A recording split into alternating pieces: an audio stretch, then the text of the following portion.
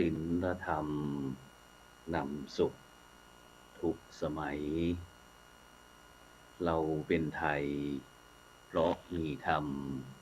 ประจำชาติหากไร้ศีลสิ้นธรรมต่ำอำนาจประเทศชาติจะอยู่ได้อย่างไรกันขอกล่าวคำธรรมสวัสดีกับบรรดาท่านผู้ฟังแล้วก็ท่านผู้ชมทุกท่าน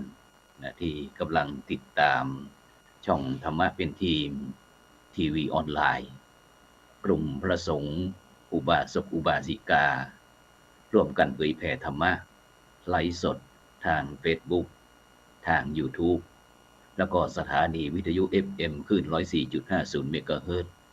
วัดฝ่ายหินจังหวัดเชียงใหม่พร้อมทั้งสถานีวิทยุเครือข่ายคลื่นสีขาว8จังหวัดภาคเหนือซึ่งในค่ำคืนวันนี้ก็เป็นคืนวันศุกร์ที่24เดือนมีนาคมปีพุทธศักราช2566ซึ่งก้าวกับผมอัตมาภาพพระครูโสพลปริยัติก็ได้นำรายการสังฆพัฒนาเพื่อประชาชนบทบาทพระสงฆ์ในยุค New Normal มาพบกับบรรดาท่านผู้ฟังแล้วก็ท่านผู้ชมเป็นประจำทุกคืนวันศุกร์เวลาตั้งแต่ 20 นาฬิกาเป็นต้นไปจนถึงเวลาประมาณ 21:30 นาทีซึ่งบรรดาท่านผู้ฟังท่านผู้ชมก็สามารถที่จะให้กำลังใจโดยการสนับสนุนให้กำลังใจโดยการกดติดตามกดไลค์กดแชร์เพื่อเป็นธรรมทานยิ่งแชร์มากก็ได้บุญมากแชร์น้อยก็ได้บุญน้อยไม่แชร์ก็ไม่ได้บุญหรือว่าจะร่วมบริจาคสนับสนุนช่องธรรมะเป็นทีมของเราก็สามารถที่จะร่วมสนับสนุนได้ชื่อบัญชีก็อ้อมบุญอ้อมธรรมวันละบาททางธนาคารไทยพาณิชย์เลขที่บัญชี145244700-8ชื่อบัญชีก็พระไทยธรรมกิจพระมหาอาจารย์ชัยพงศ์ประดิษฐ์แล้วก็พระอาจารย์จตุรงค์ชูศรีหรือว่าอีกธนาคารหนึ่งก็เป็นธนาคารกสิกรไทยเลขที่บัญชี376225327327-2ชื่อบัญชีก็พระมหาดวงทิพย์ปริยัติธารีซึ่งวันนี้บรรดาท่านผู้ฟังที่ติดตามรายการของเราไม่ว่าจะเป็นทางสถานีวิทยุ FM คลื่น 104.50 เมกะเฮิรตซ์หรือว่าทางคลื่นวิทยุสีขาว8จังหวัดภาคเหนือพร้อมทั้ง YouTube ทั้ง Facebook หรือว่าอาจจะติดตามทาง LINE เพราะว่าตอนนี้เราได้แชร์ LINE YouTube รายการสดของเราไปตาม LINE ต่างๆซึ่งคณะครูบาอาจารย์ผู้ที่ออกรายการของเราก็สามารถที่จะแชร์ต่อไปซึ่งบรรดาท่านผู้ฟังท่านผู้ชมก็จะดูสดพร้อมที่เราจัดรายการนี้เลยฉะนั้นก็วันนี้ก็ถือว่าไม่ธรรมดาเพราะว่าเราได้รับความเมตตาจากพระมหาเถระผู้ที่เห็นประโยชน์ส่วนรวมมากกว่าส่วนตนเขาเรียกว่าจิตวิญญาณของพระโพธิสัตว์4 ภาคไม่ว่าจะเป็นภาคเหนือภาคใต้ภาคกลางภาคอีสานซึ่งโดยเฉพาะในช่วงนี้แต่ละภาคนั้นก็ได้รับผลกระทบจากธรรมชาติที่แตกต่างกันไปอย่างภาคเหนือของเราก็ตอนนี้ก็อากาศก็ประมาณสัก40 กว่าองศาก็มี39-40 กว่าองศาซึ่งช่วงวัน2 วันก่อนนั้นก็มีลูกเห็บตกซึ่งหลายท่านหลายคนก็พูดติดตลกสักหน่อยบอกว่าคนนี้ไปที่ไหนก็ทำให้เกิดความเสียหายที่นั่นซึ่งเดี๋ยวเราก็จะมาคุยกันว่ามันจริงเหรอแล้วก็ทางภาคอีสานก็บอกว่าตอนนี้กำลังร้อนนะกำลังร้อนนะส่วนภาคกลางบอกว่าโอ้เดี๋ยวนี้ลิ้นจี่ของฉันกำลังสวยเลยแล้วก็ภาคใต้บอกว่าโอ้โหอาจารย์ของผมเนี่ยทุเรียนเนี่ยเพียบตอนนี้กำลังจะเปิดไปตลาดบอกว่าเปิดตลาดเปิดร้านซึ่งก็อยู่กันคนละที่คนละทางแต่เรามาพบกันเป็นหนึ่งเดียวกันที่ช่องธรรมะเป็นทีมของเรานะครับฉะนั้นก่อนที่เราจะไปคุยกับบรรดาท่านผู้ฟังท่านผู้ชมเราก็จะไปที่ พระมหาเถระก่อนรูปแรกนี่ก็เป็นหลวงพ่อพระครูพิสิทธิ์ประชานาถด็อกเตอร์นะหรือว่าหลวงพ่อแดงนันทิโยรองเจ้าคณะอำเภออัมพวาเจ้าอาวาสวัดอินทารามอำเภออัมพวาจังหวัดสมุทรสงครามนมัสการครับหลวงพ่อด็อกเตอร์ครับผมสาธุสาธุขอแสดงความนับถือด้วยความรักยิ่งแก่ท่านพระครูโสพลปริยัติขอแสดงมุทิตาที่ปีนี้ได้เลื่อนเป็นผู้ช่วยพระรามหลวงชั้นพิเศษและก็ได้เก็บเป็นกรรมการในส่วนหนเหนือสมช.หมู่บ้านรักษาศีล 5ดีใจด้วยครับครับสิ่งแล้วก็ท่านอาจารย์พระมหาจิตการถือว่ากำลังมาแรงครับมาแรงถือว่าเป็นคนหนุ่มไปแรงครับผมเป็นกำลังใจให้ครับเป็นกำลังใจให้ครับผมถือว่าตอนนี้พระเราเริ่มติดบวกบ้างแล้ว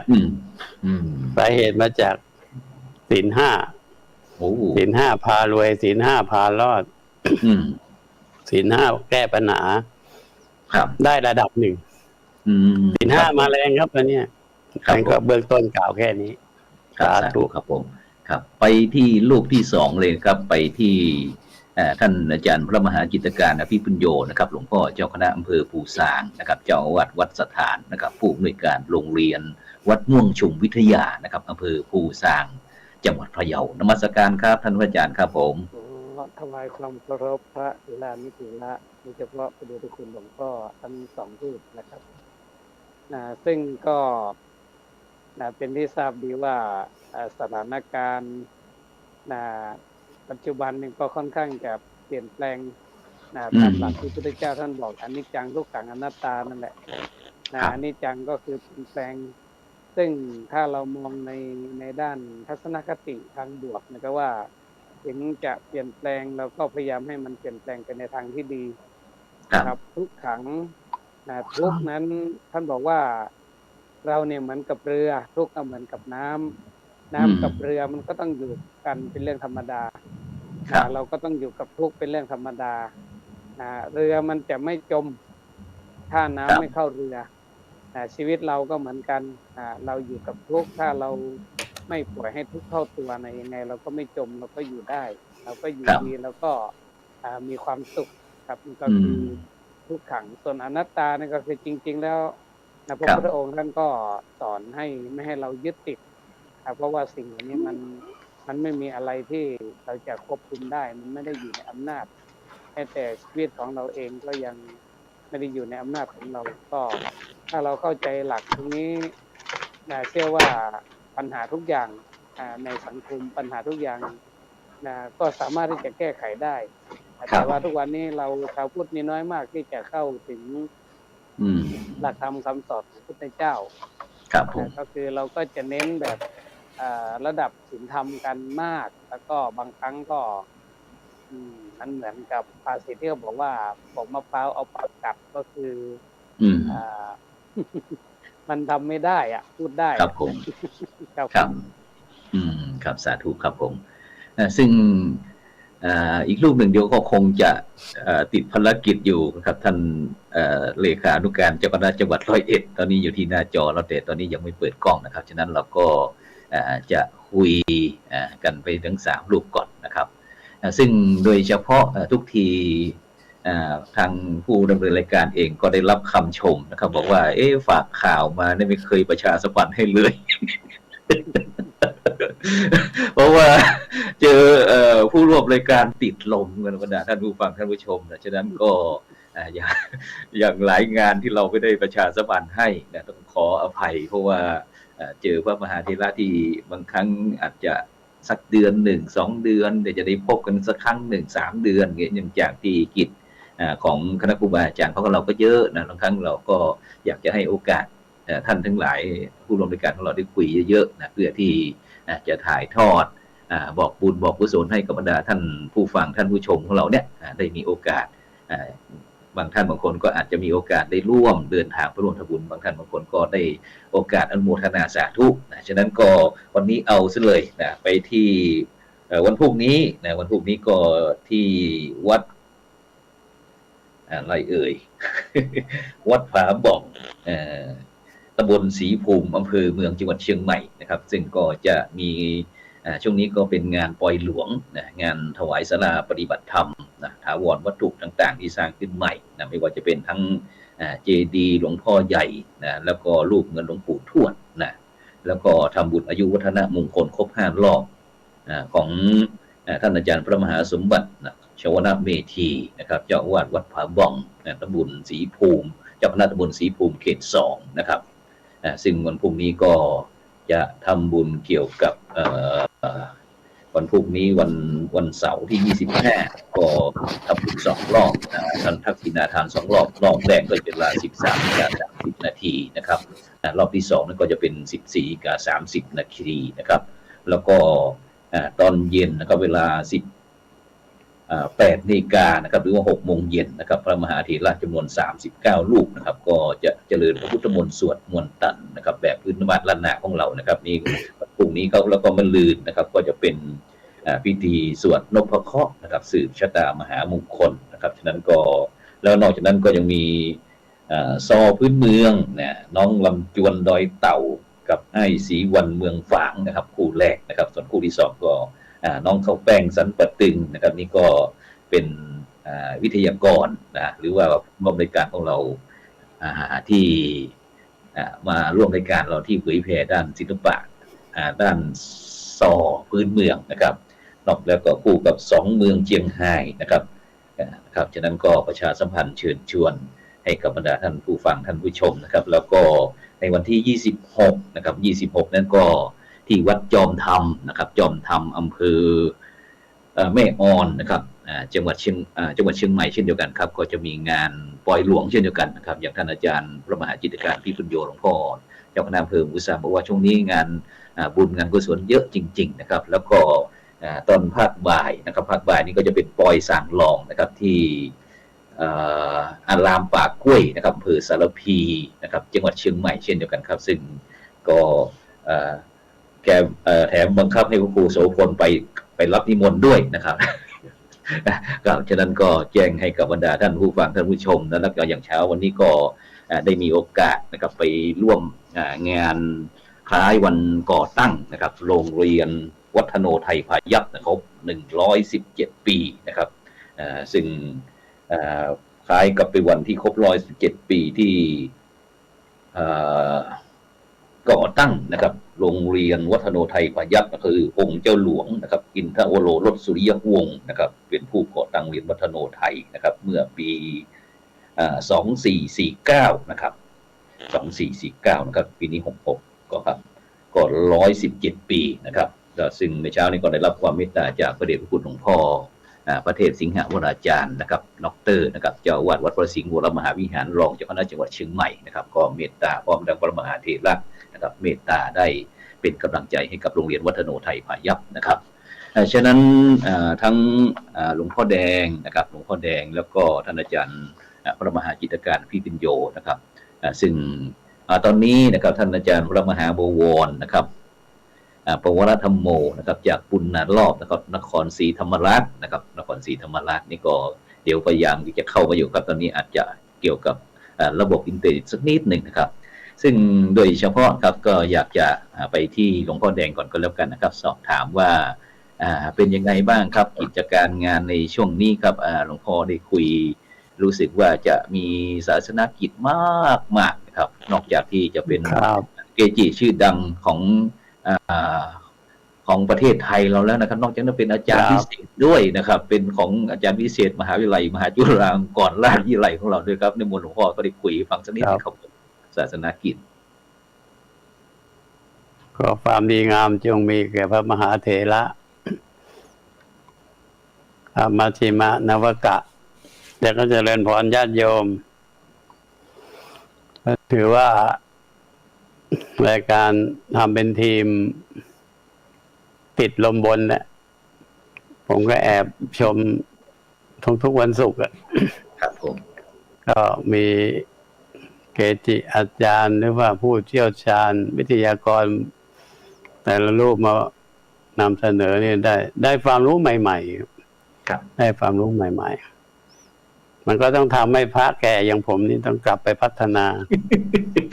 ไม่แก่ก็ไม่แก่ปีแล้วเราจะเป็นไดโนเสาร์เต่าล้านปีไม่ได้ครับผมเพราะนั้นผมก็เลยบอกลูกวัดทั้งหลายว่าครับเคยเห็นแต่โยมจิตอาสานะ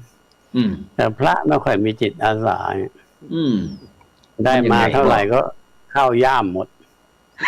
แล้วก็เล่าให้ฟังต่อที่มาหาผมเนี่ย เป็นบุคคลที่สิ้นร้ายไม้ต่อเท่านั้นนะครับมาหนึ่งเดียวหัวใจกับชีวิตไม่ได้มีอะไรติดมาเลยหลวงพ่อก็บวชให้พอ5 ปีให้หลังเนี่ยไปดูที่ห้องหลวงปู่หลวงพ่อหลวงตาหลวงพี่เต็มห้องเลยไม่มีที่จะนอน อะไรเต็มพ่อมันในโครงการของผมซึ่งเป็นโครงการใหม่เนี่ยผมก็เลยฝึกให้พระให้เนนมีจิตอาสาเช่นอาสาสมัครไปสวดให้ญาติโยมที่เขาทุกข์ยากลำบากคนยากคนจนสวดฟรีครับสวดฟรีอ๋อครับผมเขาถวายแล้วก็คืนเขาไปตอนนี้ปรากฏว่าวัดผมกำลังทำแต้มมากแต่เพราะช่วงโควิดที่ผ่านมาเนี่ยวัดผมเผาไป25 ศพ25 ศพไม่ได้เก็บตังค์เลยนะครับแม้กระทั่งศพมหาเศรษฐีก็ไม่เก็บจะทำบุญก็ใส่ตู้ให้ปัจจุบันเนี่ยมีศพไร้ญาติศพคนยากคนจนมาเผาวัดผมเกือบจะ60 ศพแล้วปีพ.ศ. 2565ผ่านมาเนี่ยเพราะนั้นวัดอื่นผีเข้าน้อยของผมนี่ไม่เกิน3 วันมาอีกแล้วพ่อช่วยด้วยอนาถาเอาให้มันใจอ่อนทุกทีเลยใช่ไหมบอกให้มันถาจริงๆนะเอานาถาจริงๆไม่ใช่แม่เล่นไพ่กินเหล้าไม่เอานะไม่เอาเนี่ยเรามีกติกาตกลงกันจัดให้3 คืนเรียบร้อยเผาเลยแล้วพวงหรีดก็ปฏิวัติใหม่ว่าดอกไม้กินไม่ได้งานเลิกแล้วเป็นขยะบอกโยมต้องฟังไอ้พวกเทศบาลที่มันฝ่ายขนมันบ่นนะดิมบ่นหนักด้วยอันนั้นเราต้องเปลี่ยนมาเป็นข้าวสารดีฝ่าพวงหรีดข้าวสารพวงหรีดข้าวสาร5 ถุงพยุงชีวิตโอ้5 ถุงนี่เลี้ยงคนได้ทั้งงานหลวงพ่อตอนแรกก็บ่นตอนนี้มีคนทำตามวัดทำตามถึงขั้นว่าหาของชำร่วยไม่ได้เอามาบอกหลวงพ่อแดงนี่จัดข้าวสารมาให้1 ถุงถุงละโลเนี่ยโลก็20 บาทแล้วกับชอบอีกโอ้ความคิดกู๊ดไอเดียหลวงพ่อนี่ไม่มีใครเหมือนเราพระยุคใหม่แล้วอายุจะมากไม่ได้ตัวเลขเราคิดใหม่ทำใหม่เอาที่มีสาระประโยชน์ไอ้ที่มันเป็นไม่เป็นสาระประโยชน์อย่าไปเลิกแล้วมองมาถึงโรงเรียนนะครับโรงเรียนครูบาอาจารย์ก็มาบ่นหลวงพ่อไฟฟ้าแพงขึ้นแล้วค่ะหนูต้องจับนู่นจนนี่จับแพะจนแค่เอ้ารัฐบาลเขาไม่มีเงินมาจ่ายค่าไฟฟ้าไม่มีหรอกเราก็ต้องหาไอ้นู่นไอ้นี่เอ้าถ้าลำบากจริงเดี๋ยวจะสร้างกระแสไฟฟ้าโซล่าร์เซลล์ให้ช่างไปคำนวณไปวัดปรากฏว่าโรงเรียนประถมก็ใช้งบ182,000 บาทหลังจากที่ไปติดตั้งเรียบร้อยแล้ว ถามพอเป็นไงโอ้ยนึกว่ายกภูเขาออกไปลูกพ่อจาก4,500ตอนนี้เหลือจ่ายเดือนละ1,000มันหายไป3,500ได้บุญบารมีหลวงพ่อแดงแท้ๆเป่าพวดก็ให้เรียบร้อยปาฏิหาริย์เลยครับตอนนี้ช่วยมา5โรงเรียนโอ้สาธุครับอำเภออัมพวา2อำเภอเมือง2อำเภอบางคนที1ในฐานะที่ผมเป็นประธานสาธารณสงเคราะห์คณะสงฆ์จังหวัดสมุทรสงครามโอ้สาธุออกคิดเองออกเองจ่ายตังค์เองแล้วก็เก็บผลงานให้ทุกรายงานไปถึงเจ้าคณะภาคเลยเนี่ยโอ้ครับชอบอกชอบใจถ้าหากว่าทั่วประเทศไทยเนี่ยเอาแบบผมไปใช้เนี่ยปีหนึ่งมันจะลดค่าใช้จ่ายแล้วโรงเรียนเด็กจะมีเงินมาพัฒนาพลังสมองIT iPad iPhone ทางคอมพิวเตอร์เนี่ยเป็นร้อยล้านต่อเดือนเลยนะครับครับโอ้ค่าไฟนี่หนักนะครับค่าไฟเนี่ยหนักเดือนละ4,500-5,000เนี่ย12 เดือนก็เข้าไป60,000แล้วเนี่ยเพราะนั้นผมก็ตอนนี้คิวยาวขอมาเป็นหางว่าวเลยนึกว่าคิวกินนิมนต์คิวยาวครับครับผมหนูก็อยากจะได้ผมก็อยากจะได้เดี๋ยวงานนี้จีเนี่ยจัดน่าจะรวมลูกศิษย์เขาจะใช้หลวงพ่อไม่ไหวแล้วทำยังไงดีเดี๋ยวผมจะจัดวิ่งลิ้นจีรันให้เนี่ยเอาเงินไปช่วยหลวงพ่อทำไฟฟ้าโซล่าเซลล์พอเห็นได้ผลแล้วนี่ชัดเจนเลยอย่างเงี้ยบ้านเอื้ออาทรปีนี้ทำให้5 หลังครับหลังหนึ่งก็กรมพช.กรมของพัฒนาสังคมช่วยมาหลังละ40,000แต่ที่เหลือวัดอินจัดให้เพราะ40,000ไม่พอครับเดี๋ยวนี้ปลูกบ้านหลังหนึ่งเงินแสนนี่จะไปได้อะไรคุณพ่อมันไม่ได้อะไรหรอกแล้วบ้านที่ไปซ่อมนี่นอนแง่นดูดาวได้โอ้โหเนี่ยหลังนี้ก็เป็นหลังที่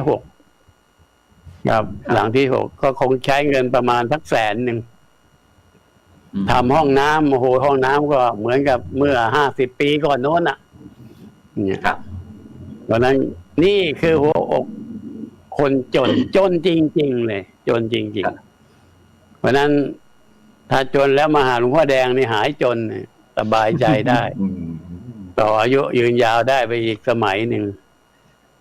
หลวงพ่อเจ้าคณะอำเภอภูสังยิ้มออกเต็มเลยครับปีนี้มันหนาวนานโอ้โหครับแทนที่จะวิ่งไปหาพ่อเมืองกับวิ่งมาหาพ่อแดงพอจัดนะจัดอยู่แล้วครับโยมสบายใจหักมาขายเลยขายแข่งกับพ่อค้ามันเลยของเราเหนือฝ่าเพราะเราเปิดตลาดซุปเปอร์มาร์เก็ตเนี่ยฝรั่งด้วยเนี่ยอินทรัมเทมเพิลเนี่ยมีไหมที่ไหนทำไหมไทยไม่แต่หลวงพ่อแดงทำเว้นที่ไว้ให้ประมาณ2 ไร่ว่าเป็นตลาดกันแล้วกันโยมมาขายเถอะค่าน้ำค่าไฟหลวงพ่อออกให้เพราะหลวงพ่อไม่ต้องจ่ายค่าไฟหลวงพ่อใช้ไฟโซล่าเซลล์ขายเข้าไปเถอะขายของดีๆราคาไม่ต้องแพงนักโยมอยู่ได้คนขายอยู่ได้คนซื้ออยู่ดีครับงั้นลิ้นจีสมุทรสงครามจึงไม่มีปัญหาเพราะเราสามารถจัดสรรตลาดได้เองแล้วก็ในโครงการรูปแบบว่าปลูกได้ต้องขายเป็นขายเองได้ขายทางออนไลน์ก็ได้ขายได้ทุกรูปทุกแบบทางไปทางมาพ่อค้าต้องมาสู่ฮกกับชาวสวนในตลาดน้ำวัดอินทรามไม่งั้นไม่ได้ของ ครับ ไม่ได้ของ ช่วงหน้าลิ้นจี่นี่รถไปรษณีย์นี่มาจองสวนกันเลย เนี่ย วันหนึ่งออกได้เป็น10ตันนะครับ ออกทางออนไลน์ ขายทางออนไลน์ ครับผม เพราะได้แนวมาจากบางซันเขาขายปลาเค็มแล้วเราจัดรายการเอาคนหนุ่มคนสาวมาลอยไหมอินจีแม่กองลอยหวานไหมหวาน โลละ200ไม่ขายโลละ100เกรงจองเข้ามาโอนตังมาก่อนนะเดี๋ยวโดนเบี้ยวเนี่ยเอาเดี๋ยวนี้มันโอนกันทันทีทันใดอยู่ทันสมัยคุณพ่อทันสมัย แล้วก็มีการอบรมค้าขายทางออนไลน์ด้วยนะครับ ไปจ้างวิทยากรมาเลยชั่วโมงเท่าไหร่ว่าไปพูดให้ได้มักให้ผลเลยนะโยมนะใช้วัดเป็นเวทีนั้นเด็กคนหนุ่มคนสาวที่เรียนหนังสือจบแล้วบางคนบอกว่าหนูไม่ไปทำงานแล้วหลวงพ่ออยู่ทำสวนเอาสินค้ามาขายวัดหลวงพ่อก็แฮปปี้แล้วโอ้มันถือว่าโครงการผมนี่พระครูโสพลปัญญาสารนี่ก๊อปปี้ครั้งแรกก็คือธนาคารน้ำใต้ดินเจ้าคณะอำเภอมะนังจังหวัดสตูลครับผมเจ้าคณะอำเภอมะนังอำเภอมะนังจังหวัดสตูลเจ้าพ่อศีล 5หนใต้ท่านบอกว่าในสมัยยังไม่มีธนาคารน้ำใต้ดินปาล์มก็ลูกเล็กขายทีก็3,000 4,000 5,000เพราะทำธนาคารน้ำใต้ดินขึ้นมาเท่านั้นแหละปาล์มขายได้ 20,000 บ้าง 30,000 บ้าง 40,000 บ้างลูกใหญ่กว่าเก่าทุเรียนเคยได้ต้นละ30 ลูกนี่ขยับขึ้นมาเป็น100 ลูกปีนี้เข้ามาหลาย100 ลูกดกจนต้องเด็ดทิ้งหนึ่งพ่อเนี่ยพอสอบธนาคารน้ำใต้ดินผ่านปุ๊บมาที่วัดอินทรามมาดูตลาดผมก็ทำได้ก็เอาโครงการเหล่านี้ไปทำเป็นตลาดผัง 7 ผัง 8เนี่ยทราบว่ากันสิ้นเดือนจะเปิดงานใหญ่เลยมีทั้งหนังตะลุงมีทั้งมโนรามีทั้งการวาดเขียนคนปากใต้ จากที่วัดเงียบเหงาตอนนี้เสาร์อาทิตย์มีคนเอาสินค้ามาจำหน่ายก็มีคนมาซื้อก็ทำให้มีรายได้ทำให้มีวัดก็ขับเคลื่อนได้โยมมีตังโยมกินดีมีสุขจะไปไหนก็มาช่วยหลวงพ่อสร้างวัดเป็นมันเป็นกลยุทธ์อย่างหนึ่งถ้าโยมร่ำรวยโยมมั่งมีเหมือนกับคนก็ถามหลวงพ่อแดงเห็นทุ่มเทเรื่องงานลิ้นจี่ทุกปีมันได้อะไรบ้างโอ้ยมันได้มากกว่าที่คิดเราลงทุนไป10 บาทมันได้มาตั้ง100 บาทเนี่ยเพราะเขาขายลิ้นจี่ได้ดีได้กำไรดีแล้วเขาก็มาทำบุญนะเราหลวงพ่อจะทำอะไรบอกอีฉันเดี๋ยวอีฉันจะเอาลูกหลานมาทำบุญแล้วเป็นสมภารมา47 ปีนะครับพระไม่เคยบิณฑบาตไม่เคยบาทเปล่ากับวัดเต็มบาทมาทุกวันทำบุญ8 ค่ำ15 ค่ำก็ตอนนี้พระเนร24 สำรับก็ทั้งข้าวหวานเต็มจนล้นสำรับทุกวันเนี่ยอานิสงส์จากที่เราช่วยเขาก็ช่วยเราจนเขาพูดเศรษฐกิจพอเพียงเนี่ยที่ฉันอยู่ได้เพราะหลวงพ่อสอนฉันเนี่ยไม่ใช่หลวงพ่อก็ไปเรียนแบบหลวงพ่อเราก้าวมาเศรษฐกิจพอเพียงนี่แหละที่จะทำให้โยมปลดหนี้มั่งมีสีสุขได้ด้วยประการชนี้แหละผมก็คงจะสรุปได้แค่นี้ต้องถวายท่านมหาจิตรการแห่งพะเยาบ้างครับท่านต้องมีของดีแน่นอนสาธุสาธุครับกับขอบคุณหลวงพ่อแดงนะครับหลวงพ่อแดงดร.แดงดันทิโยครับหลวงพ่อพระครูพิสิทธิ์ประชานาถนะครับที่ได้คุยเบื้องต้นให้พวกเราได้ทราบว่าหลวงพ่อนั้นเป็นพระผู้ให้นะครับพระผู้ให้นะครับซึ่งเราก็ได้ ได้เห็นได้ฟังได้ยินนะครับซึ่งก็ถือว่าเป็นบุญหูของพวกเราครับที่ได้รับความเมตตาจากหลวงพ่อครับฉะนั้นไปที่หลวงพ่อเจ้าคณะอำเภอภูซางครับท่านอาจารย์พระมหาจิตรการพิพุโยครับเป็นยังไงบ้างครับได้ยินหลวงพ่อแดงนะครับได้คุยให้ฟังแล้วทีนี้ไปย้อนที่งานของที่อำเภอภูซางของเราบ้างครับผมครับท่านอาจารย์ครับผมเป็นความรู้ใหม่นะครับแล้วก็รู้สึกว่าดีมากนะครับซึ่งก็มีตัวอย่างพระมหาเถระหลายรูปที่ท่านมีผลงานในเรื่องของการช่วยเหลือชุมชนโดยเฉพาะงานด้านสาธารณสงเคราะห์นะครับก็จริงๆแล้วพระเนรเราเนี่ยมันมีงานหลายด้านคือเอาตามความถนัดความสามารถแล้วก็ให้มันเป็นประโยชน์ทั้งแก่พุทธศาสนาทั้งแก่วัดทั้งแก่โยมซึ่งผมเองก็รับผิดชอบในเรื่องของงานเผยแผ่ครับซึ่งงานเผยแผ่เนี่ยก็นอกจากเราจะดูแลในเรื่องของหมู่บ้านศีล5ในเรื่องของสำนักปฏิบัติธรรมแล้วก็ในเรื่องของการขอบคุณมากเยาวชนซึ่งก็เน้นเพราะว่าเนื่องจากผมเองก็มีความถนัดในเรื่องของการอบรมเด็กในเยาวชนอะไรต่างๆซึ่งจากที่ได้ฟังหลวงพ่อเนี่ยเราจะเห็นว่าหลวงพ่อท่านเป็นผู้ที่เป็นต้นแบบให้กับพระสงฆ์รุ่นใหม่ๆซึ่งการที่นำเขาเรียกว่าอะไรนะเศรษฐกิจพอเพียงเนาะของในหลวงรัชกาลที่9แล้วก็โครงการของในหลวงร.10นี่ก็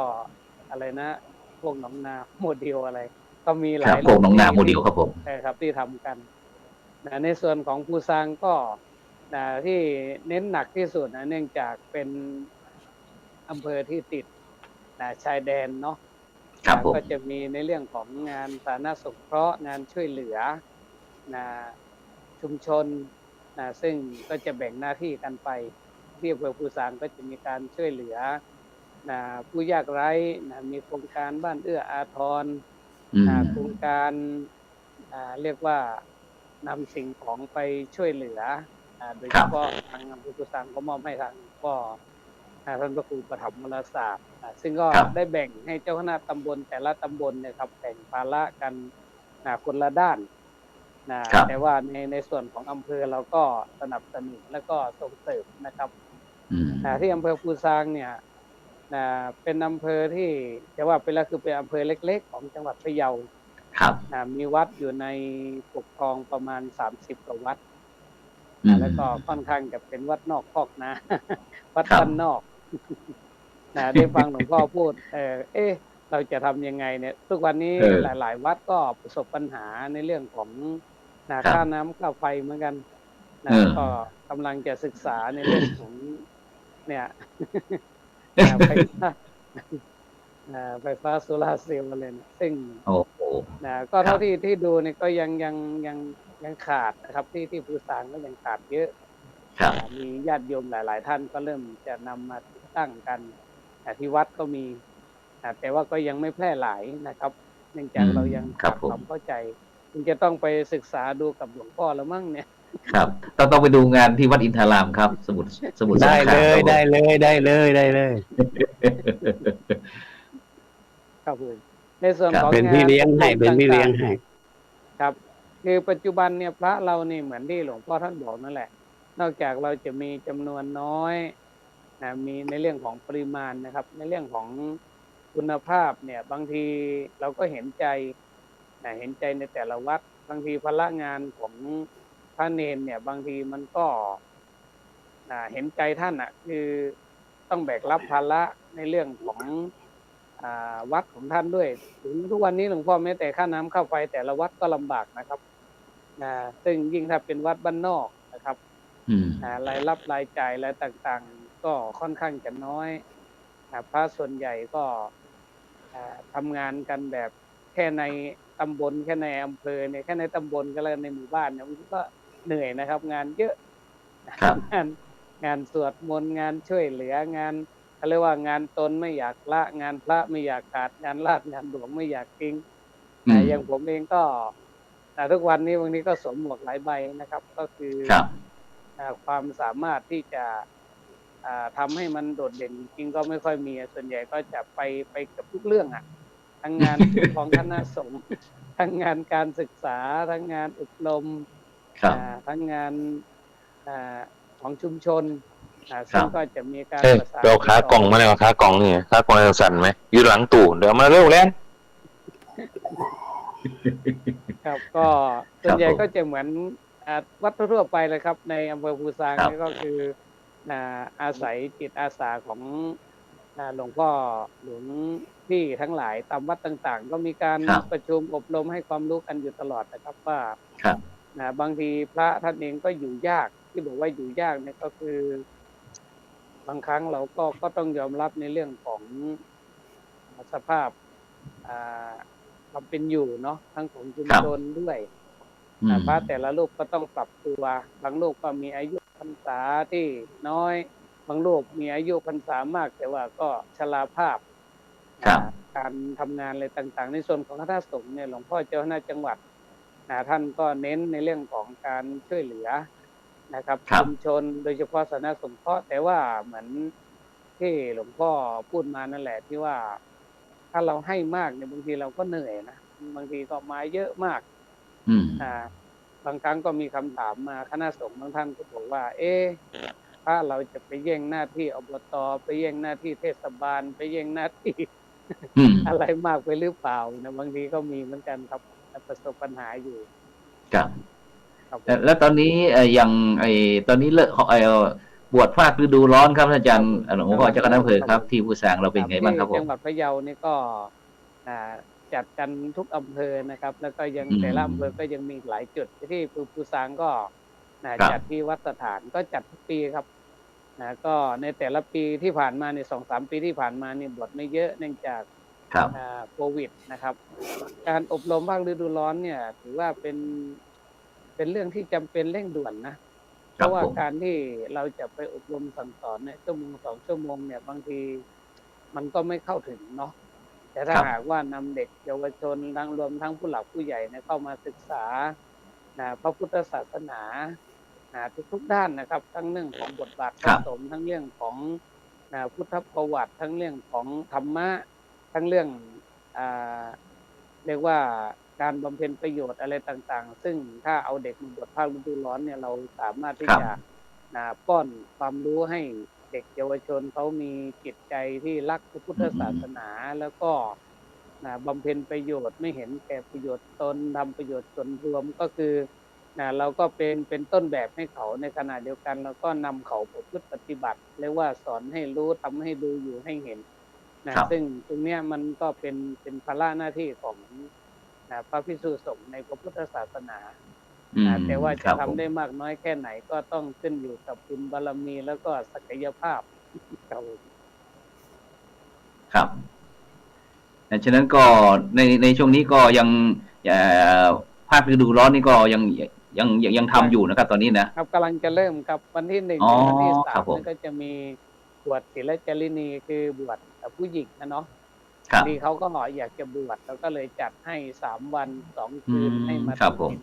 8แล้วก็ประพฤติปฏิบัติได้ทำเอาหลักสูตรค่ายพุทธบุตรมาใช้กับศิลจารินีครับผมแล้วก็วันที่10 ถึงวันที่20นี่ก็จะเป็นบวชภาคฤดูร้อนปีนี้ก็ได้ไปประสานกับทั้งทางอำเภอ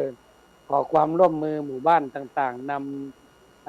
นำประชาชนนำเด็กเยาวชนเข้าบวชโดยขอความร่วมมือภูซางมี59 หมู่บ้านก็ขอให้ได้หมู่บ้านละ1 คนเป็นอย่างน้อยปีนี้ก็น่าจะมีคนเข้าบวชประมาณ 50-60 คนหรือว่าอาจจะมากกว่านั้นครับผมครับผมโอ้ครับงั้นก็ถือว่าในตรงนี้เนี่ยครับงานก็ถือว่าเยอะมากๆเช่นเดียวกันนะครับฉะนั้นก็ต้องรอบแรกก็กราบขอบพระคุณครับหลวงพ่อพระมหาจิตการอภิปุญโญนะครับเจ้า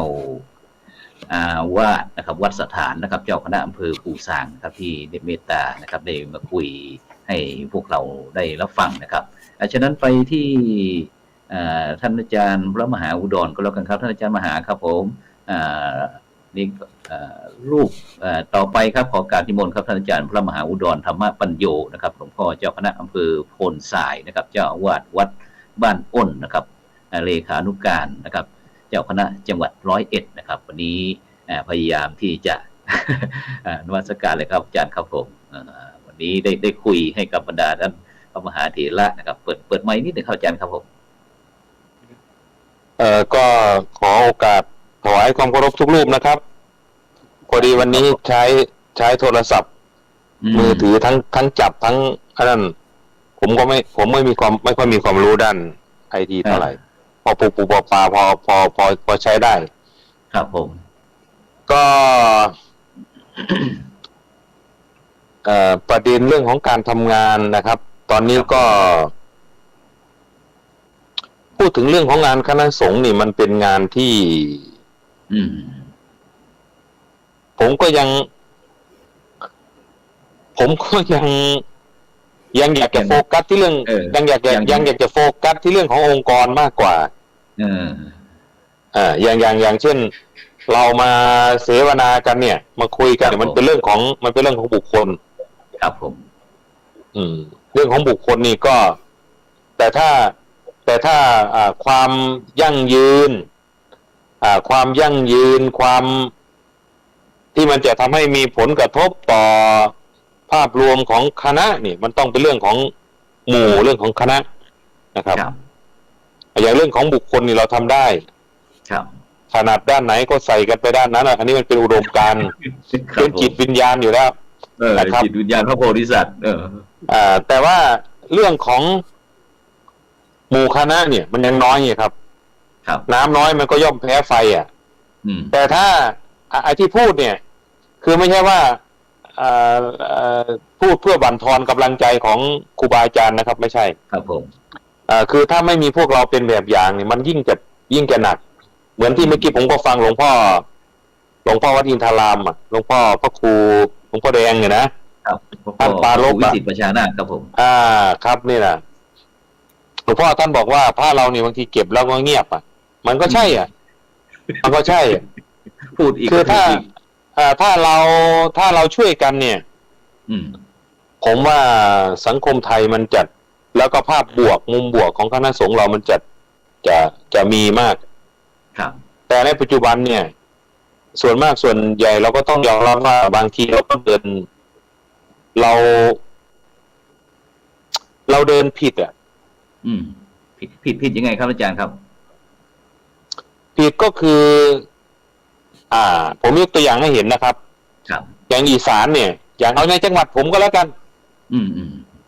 ในจังหวัดผมนี่ก็จะมีการสร้างวัดตั้งวัดอยู่เรื่อยอยู่แทบทุกเดือนนะครับขอสร้างวัดตั้งวัดนี่เกิดขึ้นปีละ10-20 วัดอยู่เรื่อยแต่เราไปดูสถิติจำนวนพระเนรนี่ลดลงนะครับทีนี้ครับผมจำนวนพระเนรก็มีแค่รูปหนึ่ง2 รูปอย่างมากก็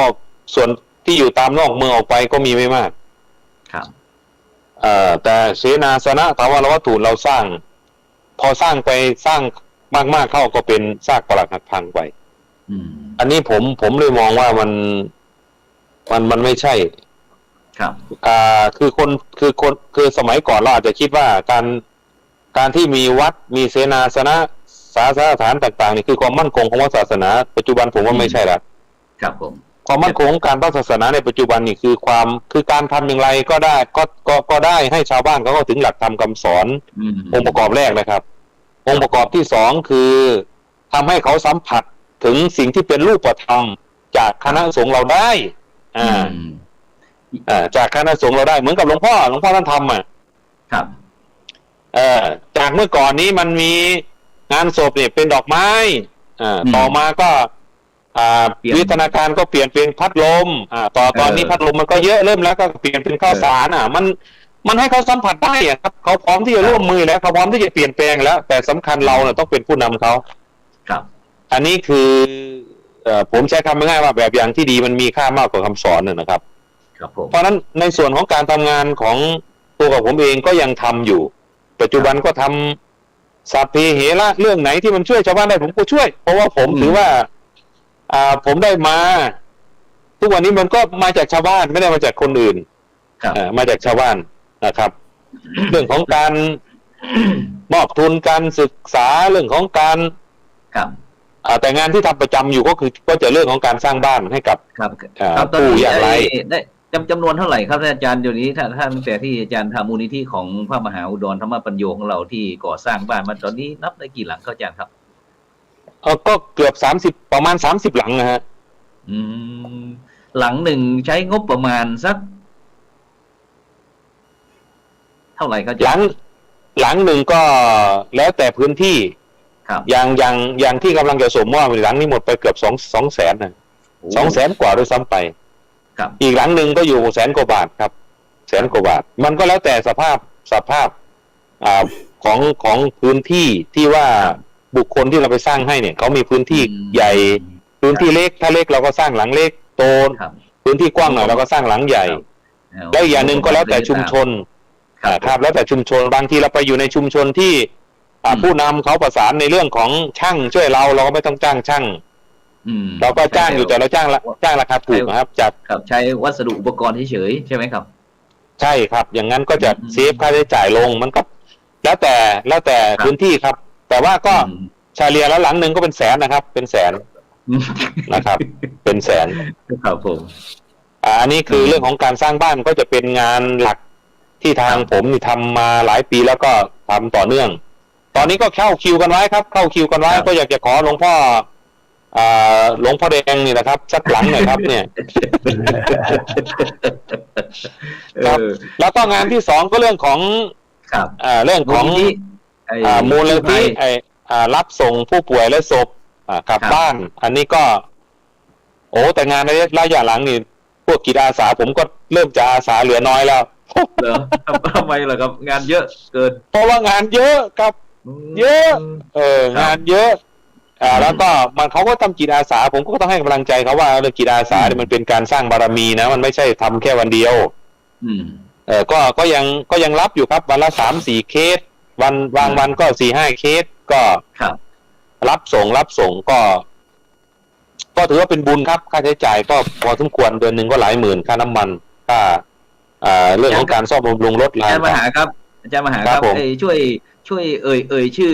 ของเขาหน่อยเขาอาจจะกลับมาก็ได้ครับเพื่อได้ยินชื่อเขาอะไรออกอากาศบ้างครับมีใครบ้างครับทีมงานของหน่วยกู้ภัยของเราครับช่วยแนะนำตรงนี้ก็มีชาวบ้านนะครับชาวบ้านที่อยู่ในไม่คือเขามาทำอยู่แต่ว่ามันอาจจะไม่ต่อเนื่องเพราะว่าส่วนหนึ่งก็เขาก็มีหน้าที่การงานที่เขาต้องทำอันนี้ผมก็ไม่ได้ว่าเพราะมันเป็นงานเรื่องของจิตอาสาแต่ว่าก็จะมีคนประจำอยู่ครับก็จะมีท่านอบต.อยู่ในหมู่บ้านนี่แหละท่านสอบต.อยู่ในหมู่บ้านเนี่ยเป็นหลักให้ช่วยเอ่ยชื่อท่านนิดหนึ่งครับผมอาจารย์ครับตามรูปนี่เลยตั้งแต่ทางก็มีท่านผมก็จำชื่อโยมไม่ได้หมดนะผมจำชื่อไม่ได้หมดอันนี้อันนี้ก็จะเป็นครับผม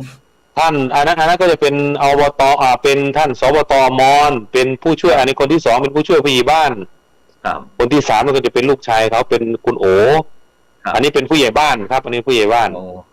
อันนี้เป็นหัวหน้าศูนย์อันนี้ที่ตามลูกศรนี่เป็นหัวหน้าศูนย์เป็นคนที่ประจำเลยคนนี้ประจำบริการ24 ชั่วโมงเกิดแก่เก็บตายส่งครับคนนี้ประจำครับอันนี้ก็จะเป็นโยมเล็กอันนี้อีกคนหนึ่งที่จะช่วยประจำครับคนนี้ก็จะประจำครับผมอันนี้ก็จะมีโยมส่วนที่เหลือก็จะเป็นโยมที่สลับสับเปลี่ยนหมุนเวียนกันไปครับอาจารย์ครับผมเรื่องนี้ก็ยังไงก็ต้องเดินต่อครับแต่ว่าตอนนี้ก็ในส่วนการบริหารจัดการก็เป็นเรื่องหน้าที่ของเรานะครับแต่สิ่งที่สัมผัสได้ทุกกิจกรรมงานสาธารณสงเคราะห์ที่คณะสงฆ์เราทำเนี่ยมันยังไงครับผมถือว่ามันเป็นงานที่ชาวบ้านเขาอยากเห็นพระเราในสังคมปัจจุบันเขาอยากเห็นพระเราในมุมมองนี้ครับแต่บางทีคือในปัจจุบันเราไปพูดอย่างเดียวแต่เราไม่ทำมันไม่ยั่งยืนมันไม่เหมือนกับการทำให้เห็นครับอย่างหลังล่าสุดเนี่ยที่ผมได้ที่มีโยมมาบริจาคให้เนี่ยครับเขาถวายผม 150,000 บาทครับผมก็ยังงงนะผมยังงงว่างงยังไงโยมเขาโทรศัพท์มาบอกว่าพระอาจารย์ผมอยากจะสร้างบ้านให้คนยากไร้ผมสร้างกุฏิให้ พระนี่ผมสร้างแล้วผมเพิ่งส่งมอบเขาบอกงี้ ครับครับผม ทีนี้ผมทำส่วนอื่นผมก็ทำกับวัดกับวาผมก็ทำมาพอสมควรแล้ว ตอนนี้ผมอยากจะสร้างบ้านให้กับผู้ยากไร้เนี่ยสักหลัง ครับหลังหนึ่งประมาณเท่าไหร่ครับพระอาจารย์เขาก็ถามผมอย่างนี้นะครับ ครับ ผมก็บอกว่าหลังหนึ่งก็มันก็แล้วแต่พื้นที่ แต่ว่าอยู่ประมาณ130,000นี่แหละก็น่าจะเสร็จผมก็บอกอย่างนี้เขาก็นัดวันบอกว่าเดี๋ยวผมจะไปถวายให้พระอาจารย์ดำเนินการนี่แหละถ้าไม่พอยังไงก็บอกผมเขาก็บอกอย่างนี้นะครับพอถึงวันเขาก็ถวาย150,000ครับถวาย150,000ครับลงอกขอเป็นเจ้าภาพให้หลังนี้ครับพอตอนนี้เขาก็ไปดูครับ ผมในฐานะเราเป็นพระนี่เราก็มีความรู้สึกโยมนี่ไม่ใช่ว่าเขาไม่ดูเรานะเขาดูเราอยู่เขาดูเราอยู่สำคัญว่าเราจะปลูกฝังเขาไปในแนวทางไหนครับผมในปัจจุบันผมก็วัดผมถือว่ามันอยู่ได้แล้วเสนาสนะถาวรวัตถุต่างๆมันก็พอที่อยู่ได้ของมันแล้วไม่ได้ลำบากแล้วไม่ได้ลำบากแล้วก็ผมก็เลยมาโฟกัสเรื่องของการช่วยชาวบ้านดีกว่าครับก็จะมาลงในเรื่องของหลักๆก็คือเรื่องของการสร้างบ้านให้กับผู้ยากไร้แล้วก็เรื่องของการรับส่งผู้ป่วยส่วนเรื่องการมอบทุนการอะไรต่างๆอันนั้นก็จะเรื่อยๆครับอย่างเช่นช่วงเมษานี่ก็ผ้าป่าโรงเรียนนี่เพียบครับตอนนี้เต็มเป็นประธานอุปถัมภ์ให้หน่อยโทรมาขอความอุปถัมภ์ขอว่ากันไปโยมช่วยแห่งละ10,000แห่งละ5,000 3,000 5,000 10,000นึงอะไรก็ว่าไปครับตอนนั้นก็ช่วยครับผมอันนี้ก็จะมีมันมีอยู่เคสหนึ่งครับอาจารย์ครับที่เนี่ยที่เราต้องมาที่เจริญกรุงเนี่ยครับโรงพยาบาลเจริญกรุงที่กรุงเทพเนี่ยนี่เรารับส่งจากที่101หรือว่าเอากลับจากที่กรุงเทพไปครับผมอันนี้กรณีลักษณะอย่างนี้เนี่ยมันก็จะเป็นเฉพาะครับส่วนมากรถที่ให้วิ่งก็จะวิ่งในพื้นที่ก็คือในตัวจังหวัดหรืออย่างใกล้เคียงในขอบใกล้101เนี่ยแต่กรณีอย่างนี้บางทีมันก็เลี่ยงไม่ได้พอโยมเขาไม่มีโยมเขาก็จะมาหาบอกว่าเนี่ยมีญาติเสียชีวิตอยู่ที่กรุงเทพให้ไปรับให้หน่อยครับเราก็เพราะว่าถ้าจ้างรถขนศพมาจากกรุงเทพมาเลยมันก็10,000 กว่าบาทนะครับครับผมให้ไปรับให้หน่อยเราก็คนมาหาแล้วผมก็เป็นประเภทที่ว่าถ้ามาหาก็ยังไงก็ต้องไปครับไม่เคยปฏิเสธไม่เคยผิดหวังก็ไม่ปฏิเสธครับก็ปฏิเสธยากผมก็ปฏิเสธยากเพราะว่าผมถือคติว่าถ้าเขาไม่เดือดร้อนเขาไม่มาหาเราครับผมถือคติอย่างนี้ผมก็จะบอกให้ทีมงานไปครับก็ต้องไปแต่เคสลักษณะอย่างนี้ก็จะมีป่าปลายครับก็จะมีอยู่มีไม่บ่อยครับส่วนมากก็จะเป็นในพื้นที่วิ่งทุกวันครับผมวิ่งทุกวันในพื้นที่นี่วิ่งทุกวันวิ่งทุกวันครับอันนี้ก็ปัจจุบันนี้ก็ไปสวดไปฉันแหละครับก็ได้มาก็จ่ายไปนะครับก็ไม่ว่ากันครับเราก็ได้มาจากชาวบ้านก็ช่วยชาวบ้านไปครับแต่ว่าสิ่งที่ผมเห็นก็คือโดยอัตลักษณ์โดยอุปนิสัยใจคอผมเป็นคนดุเป็นคนเสียงดังเป็นคนดุพูดจริงทำโดยปกติคนดุคนเสียงดังคนจะไม่ค่อยชอบคนจะไม่ค่อยเข้าหาแต่ว่าผมจัดงานวัดทีไรเต็มวัดทุกทีโยมเต็มวัดทุกทีครับผมก็เลยว่ามันก็เกิดจากการที่เราเป็นคนทำจริงแล้วก็การที่เราเป็นคนให้กับสังคมโยมที่เขาคิดเขาเห็นเขาดูอยู่เขาก็พร้อมที่จะช่วยเหลือเราผมก็เลยเป็นกำลังใจผมก็พยายามที่จะเวลาอบรมพระสังฆาธิการในเขตปกครองเนี่ยผมก็จะแนะนำเขาเรื่องของงานสาธารณเคราะห์อย่าทิ้งโยมนะเราต้องปัจจุบันนี่เรายิ่งเราเป็นพระบ้านเนี่ยเป็นอยู่ในคามวาสีเรายิ่งต้องช่วยโยมมากๆครับเมื่อกี้ที่มาช้าก็ไม่อะไรนะครับเพราะโยมเสียชีวิตก็ต้องดูแลเขาก็ต้องจัดเตรียมสิ่งของอะไรต่างๆให้เขาครับผมก็จะมีประมาณนี้ครับผมปัจจุบันนี้รถมูลนิธิของเราเห็นว่ามีกี่คันนะครับตอนนี้พอหรือยังตอนนี้มี2 คันครับก็ถือว่าช่วยได้ระดับ1ครับช่วยได้ครับผมครับก็วิ่งทุกวันครับในเขตจังหวัด101แล้วก็จังหวัดใกล้เคียงครับผมครับสาธุครับผมไปที่ท่านอาจารย์พระมหาบวรนะครับบวรธรรมโมนะครับหลวงพ่อรองเจ้าคณะอำเภอเมืองนครศรีธรรมราชนะครับเจ้าอาวาสวัดบุญนารอบนะครับอำเภอเมืองนครศรีธรรมราชจังหวัดนครศรีธรรมราชนะครับนมัสการครับอาจารย์มหาครับผมครับถวายความเคารพครับพระเดชพระคุณครูบาอาจารย์ ทุกๆรูปนะครับ แล้วก็ขอถวายมุทิตาสักการะพระเดชพระคุณหลวงพ่ออาจารย์หลวงพ่อแดงด้วยนะครับหลวงพ่อครับ แดงเรื่องนี้เรื่องในงานอะไร ทุกเลื่อนสมณศักดิ์ครับ รู้ด้วย ครับผมครับผมก็ถือว่าเป็นบุญบารมี แต่ว่าถ้าเป็นผมผมว่าหลวงพ่อแดงต้องขึ้นเจ้าคุณเลยนะครับสาธุต้องตามนั่นแหละอาจารย์เพราะอาจารย์มหาบวรนี่เป็นเกจิดังของนครศรีธรรมราชครับพูดอะไรมักเป็นอย่างนั้นครับหลวงพ่อแดงครับผมวันนี้ท่านอาจารย์พระมหาบวรครับวันนี้เป็นยังไงบ้างครับรู้สึกว่าจะเข้ามารายการเราช้าสักนิดหนึ่งติดศาสนกิจอะไรต้องขออภัยนะครับเพราะว่าเปลี่ยนเครื่องโทรศัพท์ใหม่ระบบมันก็เลยต้องเซตใหม่ก็เลยต้องให้ลูกศิษย์ไปทำเมื่อตะกี้นะครับก็ไม่เป็นไรครับยังเข้าได้ก็ทันครับผมช่วงนี้ก็ยังเรื่องของงานทุกด้านนะครับแต่ว่าสาธารณสงเคราะห์ก็เข้มข้นครับตอนนี้น่าเห็นใจญาติโยมที่ประสบ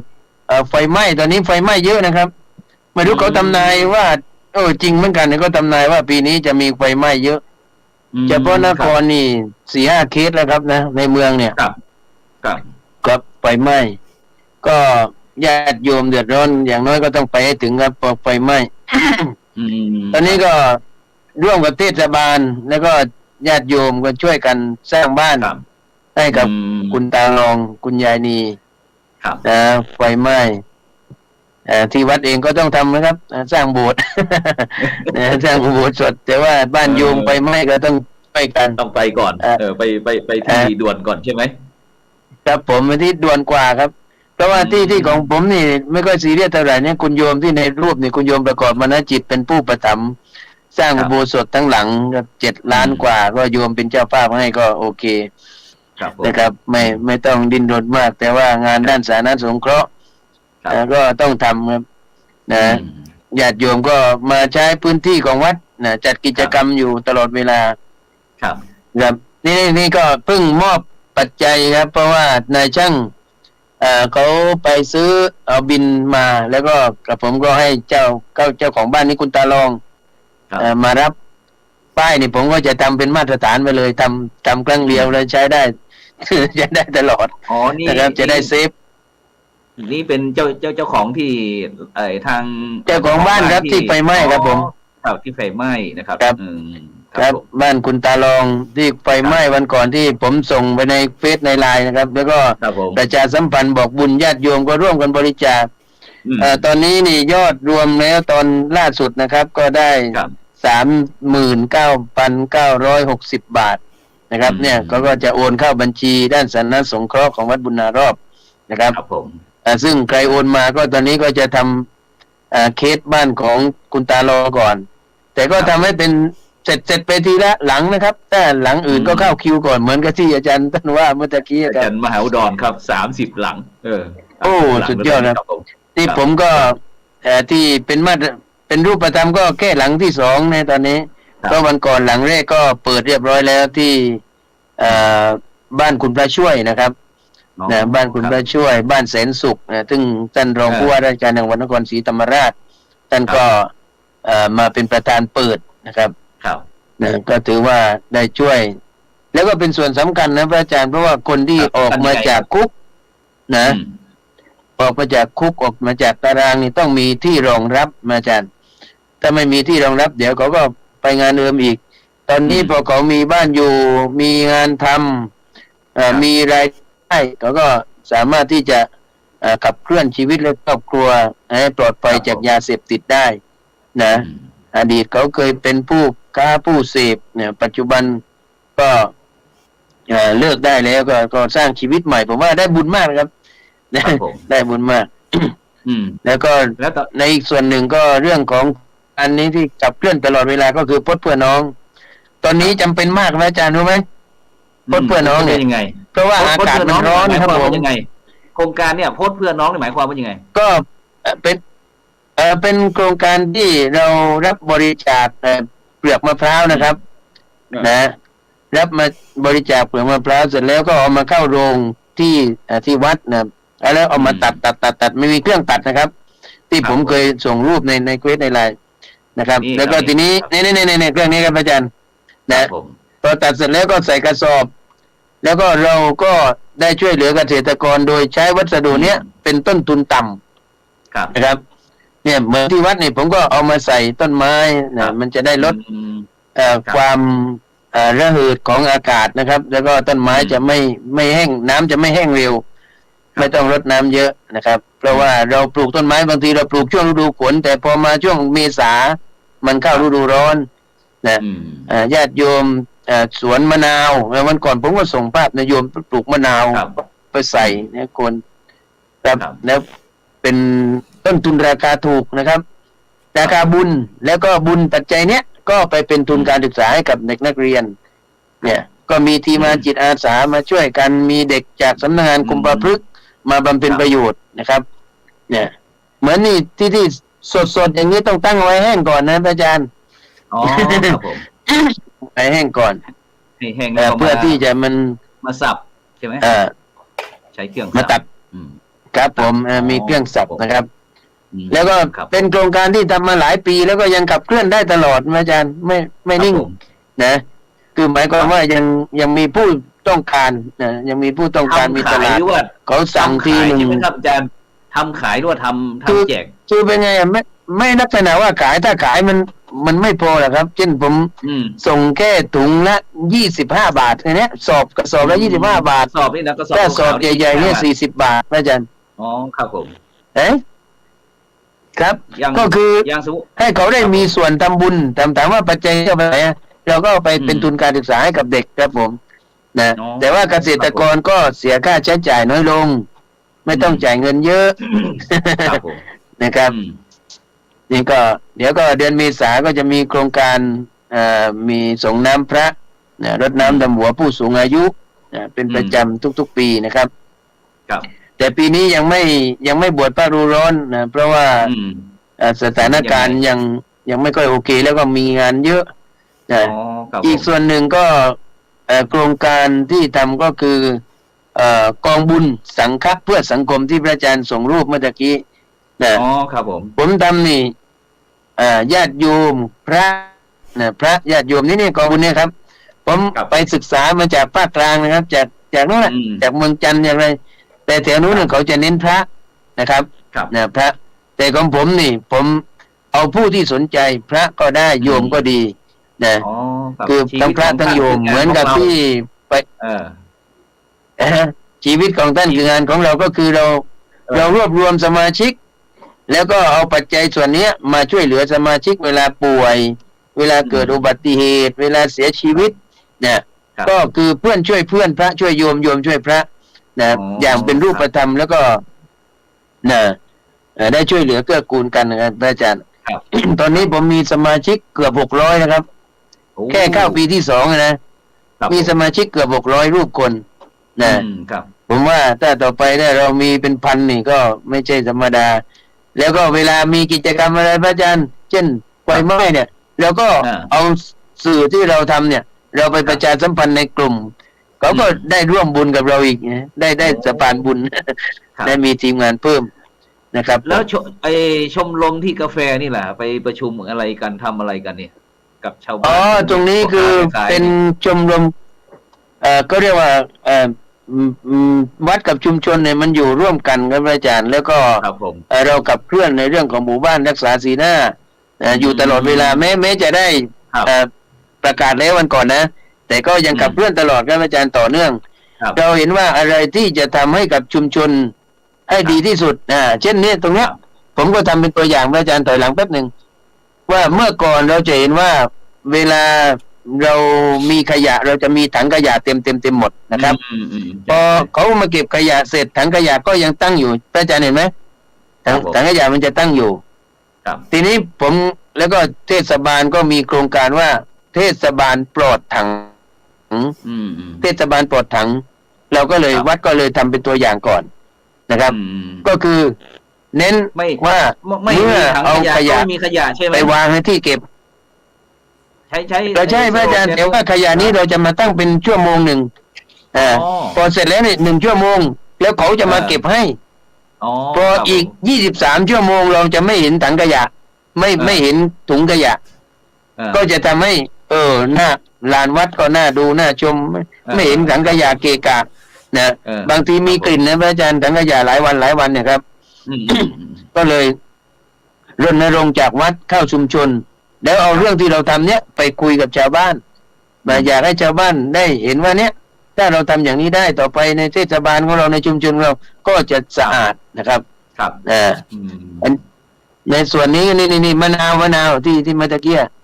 โอ้นี่มะนาวเหรอนี่สวนมะนาวที่ญาติโยมเขาปลูกแล้วที่ครับเนี่ยเขาเอาพดไปใส่โคนมะนาวเพราะตอนนี้อากาศร้อนมากนะครับนี่ก็ทีมงานก็จะบรรจุใส่กระสอบนะครับอ๋อครับผมครับบางสวนเนี่ยก็มารับเป็นตั้ง200-300 กระสอบนะพระอาจารย์ไม่ใช่ว่า5 สอบ 10 สอบนะเป็น200-300 กระสอบเนี่ยเราก็เอาจำนวนมากครับนะครับก็ทันครับมีพระเจ้าหน้าที่อยู่แล้วก็เด็กๆจากคุมประพฤกษ์มาช่วยนะครับนี่เขาจะเอาไปใส่อันนี้ญาติโยมก็ออกกำลังกายเนี่ยเอาไปใส่โคนมะนาวนะครับจะทำให้ไม่ต้องไปรดน้ำเยอะแล้วมะนาวช่วงนี้มะนาวผลราคาสูงนะพระอาจารย์นานใช่ไหมครับสุดยอดนี่ตำรับยี่ห้อช่วยเหลือเกษตรกรหาบวรจากบุญนรอบนครศรีธรรมราชนะครับโอ้โหสุดยอดครับทีนี้ใช้พื้นที่ของก็มีกิจกรรมกับชุมชนตลอดอันนี้ญาติโยมในชุมชนก็จะมาออกกำลังกายนะออกกำลังกายในชุมชนแต่ว่าก็อยู่ในวัดนะครับนะชุมชนเนี่ยอยู่ในวัดเนี่ยก็มาออกกำลังกายกันทุกวันเว้นวันเสาร์อาทิตย์ตอนเย็นๆ5 โมงถึง6 โมงเย็นคือสุขภาพกายก็ดีสุขภาพจิตก็ต้องดีพระอาจารย์เนี่ยพอตอนค่ำพระอาจารย์ตอนค่ำเราก็จะเอามาวางไว้พอค่ำมาวางไว้พอเจ้าหน้าที่เก็บเสร็จก็23 ชั่วโมงจะไม่มีขยะให้เห็น1 ชั่วโมงเรามาตั้งตี 7 1 ทุ่มถึง2 ทุ่มเจ้าหน้าที่ก็จะมาวางไว้เท่ากับเราจะเห็นถุงขยะหรือถังขยะแค่1 ชั่วโมงในวัดเนี่ยครับผมนี่ครับก็ผมว่าถ้าทำได้นี่ก็จะทำให้เราเห็นทำไมไม่มีถังขยะเลยอย่างเนี้ยมันก็สะอาดตาไปเหมือนกันนะครับนี่วันก่อนคณะจากสปสช.กรุงเทพนะครับมาเยี่ยมโครงการศูนย์พระกีฬานุปถากนะครับที่วัดบุญนารอดนะนี่ก็มาประชุมในครูบาอาจารย์ก็จะขับเคลื่อนดูแลภิกษุอาพาธยั่งยืนนะครับแนวยั่งยืนแล้วก็นี่ไปเสวนาในเรื่องของอะไรก็เรียกว่าทำงานกับสสสในโครงการบวชสร้างสุขพหุวัฒนธรรมใช่มีพหุวัฒนธรรมนี่ก็จัดนิทรรศการอันนี้วันก่อนนี่ไปพหุวัฒนธรรมที่จังหวัดตรังนะครับมีเพื่อนมุสลิมมีคริสต์มี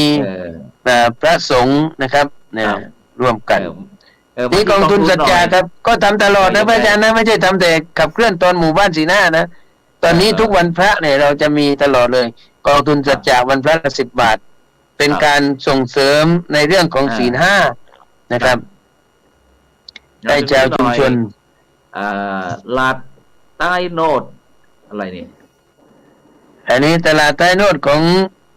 ใครของคนที่อื่นมั้งของลูกศิษย์นี่ปนที่ว่าเมื่อกี้ใช่ไหมครับนี่พหุวัฒนธรรมเขานั่งล้อมวงกันพระอาจารย์เสวนาฟังว่า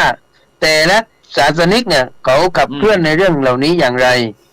เช่นมัสยิดปลอดบุหรี่มัสยิดปลอดการพนันอันนี้ถอยหลังหน่อยปั๊บอาจารย์นี่เดี๋ยวแป๊บเดียวรูปเดียวครับรูปที่มอบตัวแทนจะมอบเมื่อกี้นะครับก็พอสมาชิกกองบุญป่วยหรือเกิดอุบัติเหตุอันนี้โยมเนี่ยเกิดอุบัติเหตุล้มเราก็มีกระเช้าเป็นกำลังใจจากกองทุนสัจจะวันพระละ10 บาทก็คือเวลามาวันพระเนี่ยใส่ในกล่องเนี่ย10 บาทแล้วก็พอถึงเวลาก็เอาปัจจัยส่วนนี้ครับมอบเป็นสวัสดิการเป็นกำลังใจให้กับคนในชุมชนได้ร่วมช่วยกัน แล้วก็อีกส่วนหนึ่งก็คือพยายามขับเคลื่อนให้พระในชุมชนก็ดีชาวชุมชนก็ดีเนี่ยมีสวัสดิการนะโดยพระช่วยโยมช่วยพระนี่จะสร้างความเข้มแข็งได้นะอาจารย์นะครับผมแล้วก็เขาก็มีส่วนร่วมนะอะไรที่มีส่วนร่วมได้เขาจะมีส่วนร่วมช่วยกันขับเคลื่อนนะเขาก็จะไปบอกกล่าวว่าทำนะจะเจ็บไข้ได้ป่วยแล้วถ้าเราไม่ป่วยก็ได้ทำบุญกับผู้ที่ป่วยถ้าเราป่วยเพื่อนก็จะได้ช่วยเรานะเป็นการพึ่งพาอาศัยซึ่งกันและกันนะแต่ว่าถ้าทำได้เนี่ยผมว่ามันจะสร้างความอบอุ่นให้กับคนในชุมชนและสังคมมากยิ่งขึ้นครับผมนะและอีกส่วนหนึ่งก็เรื่องของการสงเคราะห์ในการช่วยเหลืองานศพคนลำบากดูแลพระภิกษุอาพาธก็ยังทำอยู่ตอนนี้มีภิกษุอาพาธที่อยู่ประจำอยู่3 รูปนะครับแล้วก็มีฆราวาสที่ป่วยอยู่1 คนก็มีรถรับส่งไปโรงพยาบาลนะก็ได้อาศัยลูกศิษย์จิตอาสาที่มาอยู่ที่วัดนะก็เหมือนกับท่านอาจารย์อุดรน่ะก็ต่างแต่ก็อาจารย์อุดรนี่ระดับคือมีทีมงานเยอะแต่ของผมนี่เน้นว่าบริการในชุมชนนะเพราะว่าไอ้ทีมงานของประชาร่วมใจบ้างมูลนิธินู่นนี่เนี่ยเยอะนะในเมืองคอนนี่แต่ของผมก็เอาศูนย์ของเราเนี่ยทำอย่างไรเราพึ่งตัวเองได้แล้วก็ให้เป็นที่พึ่งของญาติโยมได้นะก็ทำไปตามกำลังอาจารย์ครับสนุกดีครับทำงานให้สนุกมีความสุขกับการทำงานโอ้สุดยอดครับสุดยอดครับซึ่งตอนนี้บรรดาท่านผู้ฟังท่านผู้ชมก็กำลังติดตามรายการสังฆพัฒนาเพื่อประชาชนนะครับบทบาทพระสงฆ์ในยุคนิวนอร์มอนซึ่งวันนี้เราได้กราบนิมนต์พระมหาเถระทั้ง4 ภาคนะครับไปตัวแทนภาคเหนือของเราก็หลวงพ่อพระมหาจิตรการอภิปุญโญนะครับหลวงพ่อเจ้าคณะอำเภอปู่ซางจังหวัดพะเยาพระราชการนั่นก็เป็นหลวงพ่อพระครูพิสิทธิ์ประชานาถดร.นะครับหลวงพ่อแดงนันทิโยจากสมุทรสงครามนะครับวัดอินทารามนะครับอำเภออัมพวาจังหวัดสมุทรสงครามนะครับแล้วก็ภาคอีสานนี่ก็ท่านอาจารย์พระมหาอุดรธรรมปัญโยนะครับหลวงพ่อเจ้าคณะอำเภอโพนทรายนะครับเลขานุการเจ้าคณะจังหวัด101นะครับแล้วไปใต้แรงใต้นี่ก็ท่านพระอาจารย์มหาบวรนะครับปวรธรรมโมจากบุญนานรอบนะครับจังหวัดนครศรีธรรมราชครับซึ่งได้คุยกันนะครับซึ่งฉะนั้นแต่ละรูปแต่ละท่านก็มีบทบาทนะครับที่แตกต่างกันไปแต่ละพื้นที่นะครับซึ่งทำให้เราเห็นว่าพระสงฆ์ของเราที่ออกมาในปัจจุบันมาทำงานต่างๆนี่ก็คือเพื่อที่จะบำบัดทุกข์นะครับบำรุงสุขโดยเฉพาะเป้าหมายอยู่ที่ประชาชนนะครับฉะนั้นเราจะเห็นกู๊ดไอเดียนะครับวิญญาณจิตวิญญาณของพระโพธิสัตว์ในรูปแบบต่างๆนะครับซึ่งก็เป็นที่น่าอนุโมทนายินดีนะครับฉะนั้นเราจะไปที่ท่านหลวงพ่อพระมหาจิตรการอภิปุญโญกันครับเมื่อเราได้ยินได้ฟังพระสงฆ์ทั้ง3 ภาคอะไรต่างๆนะครับที่ว่าภาคเหนือของเรามีความคิดเห็นยังไงบ้างครับท่านอาจารย์มหาครับผมถวายความเคารพทุกท่านครับผมก็เ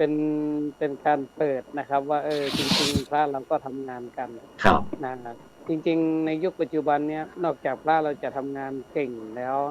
สิ่งสำคัญที่จะขาดไม่ได้คือการประสานในอย่างที่ผมทำมาตลอดก็คือต้องประสานทุกหน่วยงานไม่ว่าจะเป็นโรงเรียนอบต.เทศบาลคือเราสามารถที่จะเข้าถึงเขาให้เขาพึ่งได้ในขณะเดียวกันเนี่ยเราเองก็จะต้องไม่ทิ้งคนของเราก็คือทั้งภิกษุสามเณรอุบาสกอุบาสิกาเราก็จะต้องช่วยเหลือเกื้อหนุนเขาเท่าที่เราจะทำได้ซึ่งจริงๆการทำงานของพระเนี่ยมันจะว่าไปแล้วก็คือพระเนี่ยภาระเยอะเหมือนทางฟังที่หลายๆพูดถ้าเรารับงานเยอะเนี่ยบางทีก็เรียกว่างานเพื่อตนเนี่ยบางทีบางรูปบางองค์แทบจะไม่ได้ทำวัดสวดมนต์เลย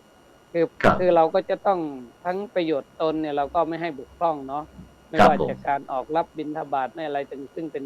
กิจวัตรของพระสงฆ์เราก็ต้องทำในขณะเดียวกันในส่วนของชุมชนเนี่ยเราก็ต้องใช้หลักของภาคีเครือข่ายให้มากขึ้นครับอย่างที่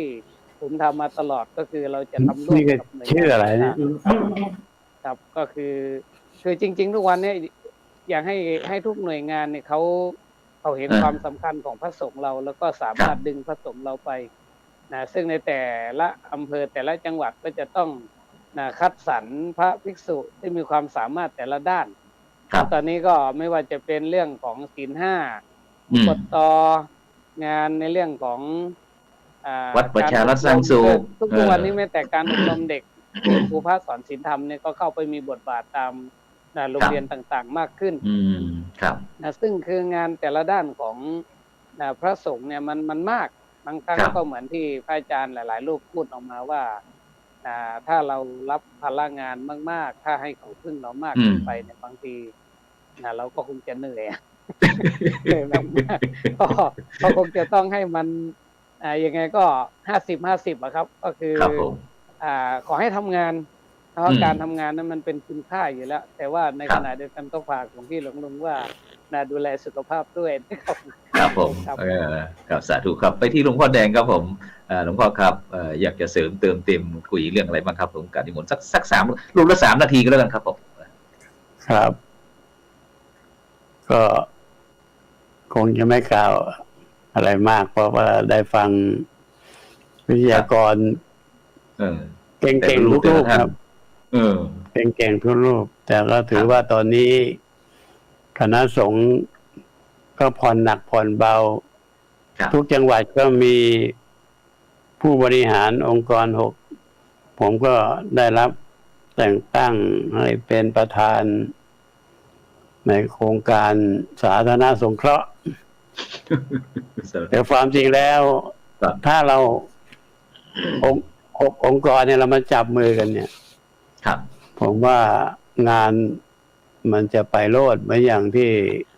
ท่านพระมหาอุดรท่านทำบ้านเพื่ออาทรเยอะเนี่ยแล้วได้อีก5 พลังเนี่ยเข้ามาช่วยมันจะผสมกลมกลืนกันไปด้วยดีแต่ก็แปลกจริงครับพระเราไม่ค่อยร่วมมือกันเองทำได้ทำไปพลาดกูทืบเลย เนี่ยนี่เรื่องจริงเลยนะครับครับผมเพราะผมอยู่ในวงการสงฆ์มานี่มัน50 ปีแล้วพ่อเนี่ยถ้าพระเราแบ่งใจปรงใจตัดใจได้แล้วก็คือไม่ยึดติดได้อย่างเดียวผมว่าพุทธศาสนาเราไปโลดแล้วประเทศไทยก็ไปรอดเนี่ยเพราะฉะนั้นคงกล่าวแค่นี้ครับถวายแค่นี้ครับสาธุครับไปที่ท่านอาจารย์พระมหาอุดรเลยครับผมอาจารย์มหาครับผมช่วยเสริมเติมเต็มเลยครับสัก3 นาทีครับผม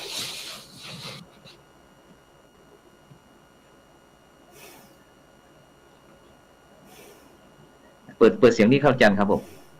อาจารย์เปิดเสียงนิดหนึ่งครับเมื่อกี้ต้องหลวงพ่อวัดอินทรามท่านพูดเนี่ยผมว่ามันเป็นจริงนะซึ่งมันก็แปลกนะตั้งแต่ยุคหลวงพ่อทำงานมาตั้ง40-50 ปีมาถึงยุคผมในเรื่องอย่างนี้มันน่าจะหมดแล้วแต่มันก็ยังคงอยู่ครับเรื่องของการทำดีเนี่ยทำดีก็เองทำได้เองก็ทำไปแต่ถ้าพลาดเมื่อไหร่เหยียบเมื่อนั้นน่ะเนี่ยผมว่ามันน่าจะหมดไปแล้วนะครับครับผมเรื่องที่จริงเรื่องหัวใจของการทำงานสาธารณสงเคราะห์เนี่ยถ้าพระเราไปท้อในเรื่องของแล้วก็ไปคิดเล็กคิดน้อยว่าทำไมทำไม่อย่างนั้นอย่างนี้เนี่ยไปไม่ได้ครับครับผมก้าวข้ามตรงนี้ไปผมถึงทำได้แล้วก็ผมมองไปที่ว่าเราอยู่กับโยมเราอยู่กับโยมเราได้ข้าวปลาอาหารภัตตาหารข้าวหวานเช้าเพลจากโยมเราได้ทุกสิ่งทุกอย่างจากโยมเราทำไมจะต้องไปเอาส่วนอื่นมาเป็นเครื่องบั่นทอนกำลังใจในการทำงานแล้วก็ทำไปครับอันนี้ผมคิดแบบนี้ในปัจจุบันเนี่ยครับผมพอทำมาเรื่อยใน100 รูปใน100 รูปที่เห็นเราเนี่ยก็มีบางรูปนะครับที่เขาเห็นแบบอย่างจากเราเขาก็ไปทำบ้างผมก็เลือกเอาในละรูปมันอาจจะไม่ได้ถึงได้สัก5 รูปอีก95 รูปไม่ทำก็ไม่ได้ว่าแต่ว่า5 รูปนี่เราก็ดู5 รูปยิ่งในปัจจุบันเนี่ย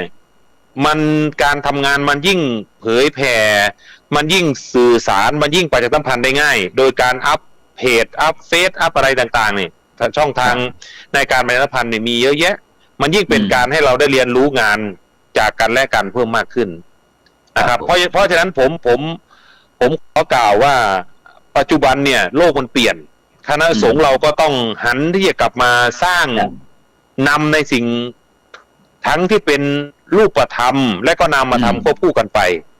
ให้ชาวบ้านเขาสามารถสัมผัสจับต้องได้จากการที่พระสงฆ์เราได้ทำได้นำก็สามารถที่จะกอบกู้วิกฤตเรื่องของศรัทธาที่มีต่อองค์กรสงฆ์เราได้มากขึ้นครับผมสาธุเลยครับนี่โอ้นับว่าสุดยอดครับจากท่านอาจารย์พระมหาอุดรธรรมปัญโยนะครับหลวงพ่อเจ้าคณะอำเภอโพนทรายนะครับเลขานุการเจ้าคณะจังหวัด101นะครับที่เมตตาได้มาคุยเพราะว่าอย่างที่ท่านหลวงพ่อท่านอาจารย์พระมหาจิตติการบอกว่าให้ดูแลนอกจากที่เราจะทำงานแล้วก็ให้ดูแลสุขภาพของเราด้วยนะครับก็อย่างที่ถ้าเรามีกำลังนะครับก็ทุกท่านก็อาจจะอนุโมทนาแต่ถ้าเราเจ็บป่วยเข้ามาก็อาจจะไม่มีใครดูแลนะครับฉะนั้นในปัจจุบันนี้เราจะมีโครงการภาคกีฬานุปถัมภ์ขึ้นมาด้วยนะครับฉะนั้นไปที่ท่านอาจารย์มหาบวรเดี๋ยวช่วยคุยเรื่องภาคกีฬานุปถัมภ์เลยครับนิมนต์ครับท่านอาจารย์มหาบวรครับผมครับผมก็เห็นคณะครูบาอาจารย์ทำงานแล้วก็ปลื้มใจครับนะครับมีหลวงพ่อแดงเป็นเจ้าก็ลูกศิษย์ลูกหาเป็นแถวครับตอนนี้ใครๆก็นึกถึงแต่หลวงพ่อนะครับผมก็เราในฐานะที่ขึ้นรุ่นใหม่ก็ทำงานด้านสาธารณสงเคราะห์แล้วก็เป็นที่ประจักษ์ว่าถ้าพูดภาษาทีวีก็บอกว่าฟ้ามีตานะพระอาจารย์นะฟ้ามีตาพระเถรานุเถระท่านเห็นก็เหมือนที่พระอาจารย์มหาอุดรบอกนะเมื่อตะกี้ก็บอกว่าถ้าทำดีก็งั้นนะถ้าทำไม่ดีก็เล็กหน่อยก็โดนแต่ก็ผมก็ใช้คาถาของหลวงพ่อพุทธทาสนะไม่หายไปไหนนะว่ายังไงก็มีคาถาว่ายังไงตัมมังสังกังไม่หวังอะไรพุทธังตัมมังสังกังไม่หวังอะไรไม่เป็นอะไรทำหน้าที่ไปด้วยความสุขใจตลอดเวลาสาธุเห็นไหมอาจารย์ต้องให้ได้ต้องให้จำแล้วก็สบายนะแม่หลวงพ่อเองต้องจำไม่ได้แล้วสบายครับไม่ต้องกังวลเลยใครจะเห็นไม่เห็นก็ถ้าเราทำแล้วหนึ่งดีมีความสุขไม่เดือดร้อนตนไม่เดือดร้อนบุคคลอื่นแต่ก็ทำตามกำลังนะครับถ้าเกินกำลังก็พักบางคนก็มีกันทำไมบ้านนี้ช่วยทำไมไม่ช่วยบ้านนี้เราก็ต้องช่วยเสร็จทีละเคสนะถ้าช่วยจีปาถาไปมันก็ไม่ได้เต็มเม็ดเต็มหน่วยนะดังนั้นถ้าใครเห็นว่าแนวที่เราทำเนี่ยเขาอยากจะช่วยด้วย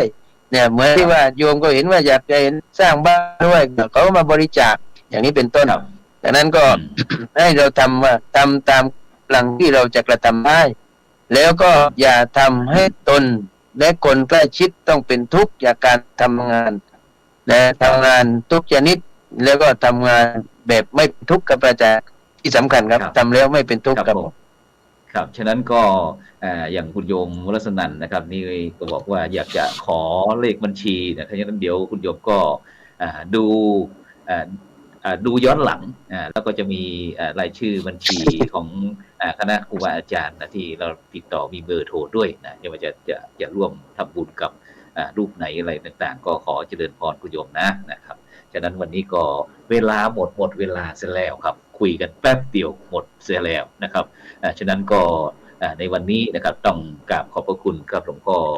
พระมหาจิตติการอภิปุญโญนะครับเจ้าคณะอำเภอปู่ซางเจ้าวัดวัดสถานจังหวัดพะเยานะครับหลวงพ่อ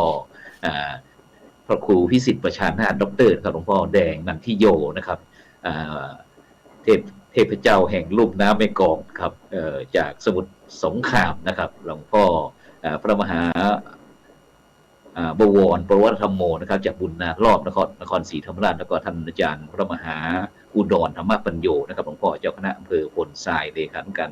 เจ้าคณะจังหวัด101นะครับที่ได้เมตตารายการสังฆพัฒนาเพื่อประชาชนบทบาทของพระสงฆ์ในยุคนิวนอร์มอนนะครับวันนี้เราเพียงมากระท้อนนิดเดียวนะครับเอามาคุยให้คณะครูบาอาจารย์และก็บรรดาท่านผู้ฟังท่านผู้ชมจะได้รู้ว่าบทบาทของพระสงฆ์ในปัจจุบันนี้ไม่ใช่แต่จะรับอย่างเดียวนะครับทีนี้เพียงส่วนน้อยนิดนะครับที่เรามาคุยกันนะครับฉะนั้นก็ติดตามรายการของเราจะค้นหาเพชรเม็ดงามของวงการคณะสงฆ์ไทยเรานะครับมาออกรายการของเราอย่างต่อเนื่องนะครับฉะนั้นก็วันนี้ก็ต้องขอแสดงความยินดีกับหลวงพ่อแดงพระครูพิสิทธิ์ประชานาถดรนะครับที่ท่านอาจารย์พระมหาบวรบอกไปเมื่อกี้บอกว่าหลวงพ่อได้รับ เลื่อนสมณศักดิ์นะครับที่จะรับวันไหนเราก็อนุโมทนาสาธุผ่านรายการนี้ก็แล้วกันนะครับถ้ามีโอกาสก็เจอกันที่ไหนก็มุทิตากันที่นั่นนะครับฉะนั้นวันนี้เวลาหมดเวลาครับจะเป็นที่จะต้องนำรายการจากบรรดาท่านผู้ฟังท่านผู้ชมไปก่อนนะครับหลับฝันดีนะครับมีเงินใช้นะครับไร้โลคาพยาธินะครับไม่เจ็บไม่จนร่ำรวยทุกผู้คนสำหรับในค่ำคืนนี้ขอกล่าวคำว่าสาธุ สาธุ ขอบคุณครับ ครับอาจารย์อย่าลืมบอกเลขบัญชีโยมด้วยนะ นาเวรมณีกาเมมุสาสุราเม